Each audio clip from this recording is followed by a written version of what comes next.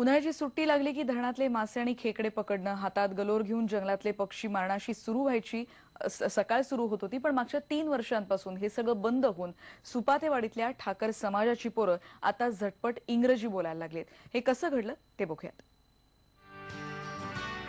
सुपातेवाडीच्या ठाकर वस्तीतल्या या पोरांना उन्हाळ्याच्या सुट्ट्या असल्या तरी सकाळ झाली की इंग्रजी शिकवणारे राजूरकर सर केव्हा येणार याचीच ते वाट पाहत असतात.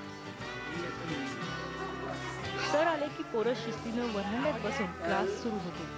खिडक्या, दारं आणि भिंतीवरच्या फळ्याचा वापर करून ही मुलं एबीसीडी गिरवू लागतात. इंग्लिश शिकवलं त्याच्यामुळे आम्हाला थोडे थोडे इंग्लिश बोलता येऊ लागले.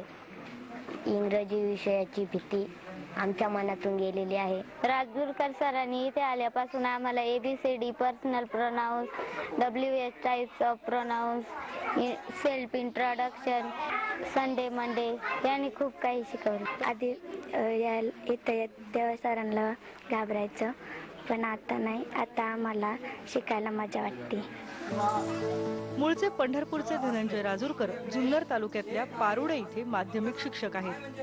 त्यांनाही उन्हाळ्याची सुट्टी असते, पण ते कुठे फिरायला जात नाहीत. त्यांची सुट्टी जाते या मुलांना इंग्रजीचे मोफत धडे देण्यामध्ये. या कामात त्यांना माजी विद्यार्थ्यांचीही मदत होतीये. सुरुवातीच्या कालखंडामध्ये अगदी घरोघर जाऊन आम्ही त्या मुलांना बोलून आणलं होतं. मुलं येत नसायची. सकाळी आल्यानंतर मी आणि आमचे स्वयंसेवक दोघे तिघे सगळे मिळून आम्ही जायचो, संपूर्ण वाडीमध्ये फिरायचो. संपूर्ण वाडीमध्ये फिरून प्रत्येक घरोघरी जाऊन प्रत्येक एका मुलाला गोळा करायचो आणि इथे घेऊन यायचो. उन्हाळ्याच्या सुट्ट्या लागल्या की विद्यार्थ्यांबरोबर शिक्षकांना वेध लागतात गावाकडे जाण्याचे. पण अशा परिस्थितीमध्ये जुन्नर तालुक्यातील ठाकर वस्तीमध्ये एक ध्येयवेडा शिक्षक इंग्रजीचे धडे देतोय. आहे त्या साधन सामग्रीचा उपयोग करून त्यांनी या विद्यार्थ्यांना इंग्रजीमध्ये चांगलं